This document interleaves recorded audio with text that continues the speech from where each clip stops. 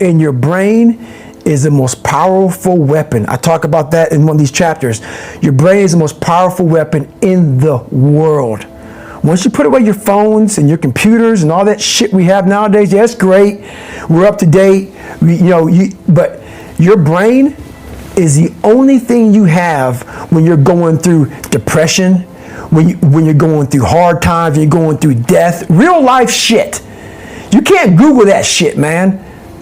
You're alone. You're alone. You may have a shrink you're going to. You may have a best friend you're going to. But there's 24 hours in the day where you're alone in this brain. And your brain is talking to you in all kind of ways. And it wants to control you and pull you in these different pockets. If you can't control your own brain and your brain controls you, you're fucked. You got to tell your brain where you want to go and how you want to go and how you want to get there. You got to control it. If not, it's over. It's over. And all of that you learned from your own brain. You didn't Google this shit. No. You didn't buy books. It didn't exist. This shit didn't exist. I couldn't even fucking spell Google back then. This shit didn't exist, man. What existed for me was, okay, man, how am I gonna fucking make this work? And all I knew back then was hard work. The only way anything gets accomplished. That's all I heard back in those days. You gotta work hard. You gotta work hard. I'm not getting I can't get this paragraph. I can't remember what the fuck's in this paragraph to pass this test to get in the military. Read it again. Still not getting it. Read it again. But if you're not getting it, write it out. And that's how I started learning. Okay, well, I gotta write out every fucking thing I do. And then write it out again. And write it out again. And guess what happened? I got it. I can't swim. I'm negative buoyant. Go back again. I can't swim. Go back again. Go back again. Go back again. I got it. I realized if I keep going back and going back and going back until the shit just becomes, your mind will say, fuck, okay, we're going to figure it out. It'll find a way. Because he is not going to stop. It's not like I'm going to try one more time. No. It's just like alarm clock goes off, boop. We're going back. I can't read right. We're going back. I gave myself no way out, and my mind realized that. They said, okay, we're going to adapt and overcome now. So you have to teach your mind this is the new normal, and you better get with the fucking program. That's right. And as soon as it realizes that you're serious, then it adapts. I'm not playing a game. Right. But if it thinks you're playing a game, it knows. It won't adapt. Like a lot of people say, like when I say trying hard, your mind knows, man. It knows this guy's bullshitting me, man. This guy's lying. There's no truth behind it. When I was in Navy SEAL training, people go, how were you there for 18 months? The program was only 6 months long. You were in 3 hell weeks in 1 year. No one's ever done that. How did you do that? I talk about the new norm. When I lived in a $7 a month place when I was growing up for a short period of time, I loved it. I didn't know any different. That was my norm. Once we moved out of that place, we moved to a $236 a month place. I was like, shit, I never want to go back to that little piece of shit. But if you go back to that $7 a month place and you realize this is where I live, this is all I got, your mind says, roger that, this is home.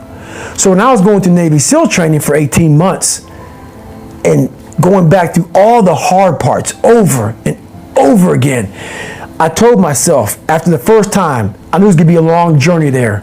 My body was breaking down. It was just how it was going on. I said, you know what? This is my new norm. So my mind said, it's like going to work. Like you go to work, you put your suit and tie on. I go into suffering every day. Every day, suffering, being broken, duct taping my feet up, stress fractures, shin splints, being broken. This is my new norm. And your mind says, if we're not broken, this ain't normal. We gotta be broken. So then your mind starts to get tougher and tougher and more callous. People go, how'd you run on broken feet? Broken shins. My mind knew this is how we operate. We're in Navy SEAL training.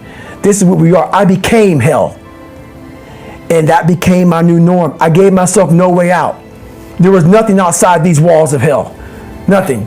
I love God, but for a short period of time, I became the devil because that was hell. I became the boss, the owner, the CEO of Navy SEAL training. That was my mindset.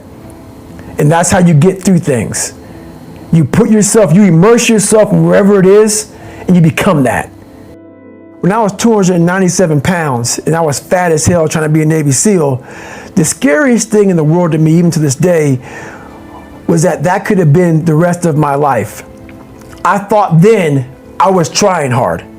That's the scariest thing in the world. I thought then, 297 pound, working for Ecolab, spraying for cockroaches, making $1,000 a month.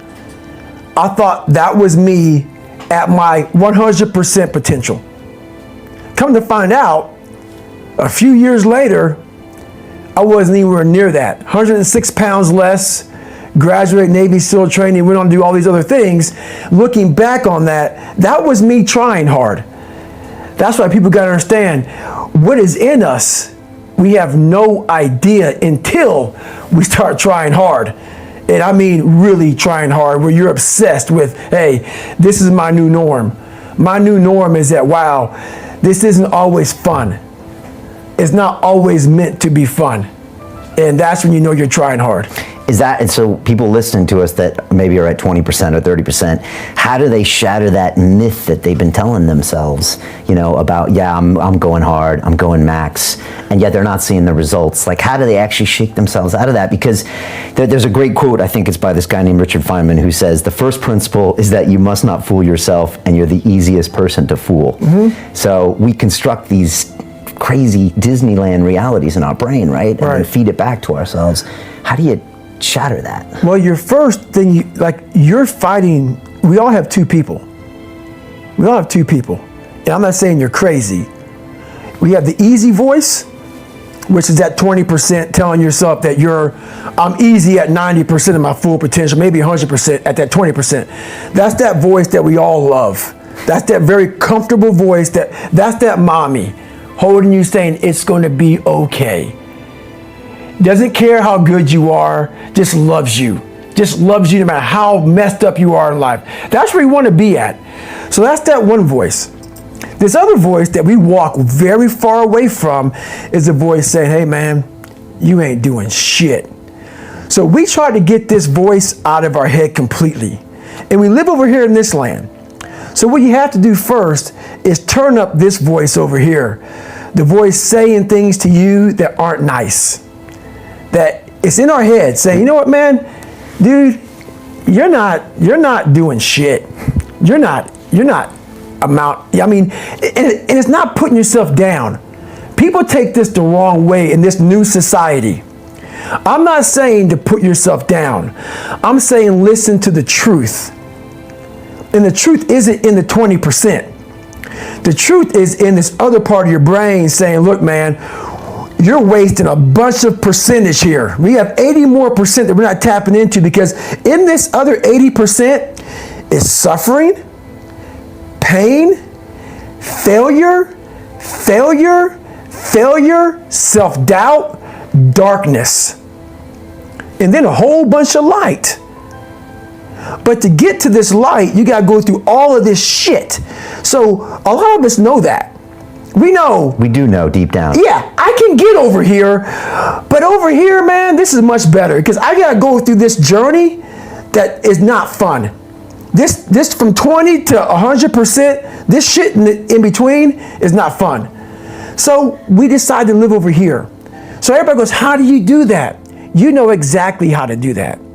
You know exactly, it's not a magic trick. There's nothing I talk about in that book that's a magic trick. It's all back down to a very primitive mindset of we just have to do. It's like breathing. Breathing becomes normal. Like we don't even know that we're doing it. That's how you have to live your life. When that alarm clock goes off at 4 or 5 in the morning, your mind says no. You just say, it's just what we do. It's what we do now. Because to get to where you want to go, the amount of pain involved, I'm not saying physical, I'm not saying you got to break yourself off. The amount of mental pain of how many times you're going to have to do something that you don't want to do to get to where you want to go is going to be, there's gonna be more times you do something that you don't want to do than you are gonna want to do it. And that's your new norm. That's your new norm. So then it's like breathing. And then once you do this over and over and over again, it becomes like breathing. I don't want to live this lifestyle, but to get to the other side of this, I have to. So if you really want it, you realize what trying is and what trying is not. So what's your fucking excuse? Is it too cold where you live? Is it too hot where you live? Does it rain too fucking much? Now it's time for some real fucking talk. Maybe you're the only black person applying for a fucking job. Maybe you're the only female. Maybe you're the only fucking gay person. Job, whatever the fuck it may be. Maybe that shit's in your fucking head. Maybe that's your excuse for not being better. Life's a real big fucking picture. When I was young, all those things got in my head. Black, fucking not smart enough, single mom, all that bullshit owns space in my head. If you're allowing people and things and situations to own space in your fucking head, you're losing. Last thing, life's one big fucking head game. You play with yourself. If you lose, it's because you allow life to get in your fucking head. Stay hard.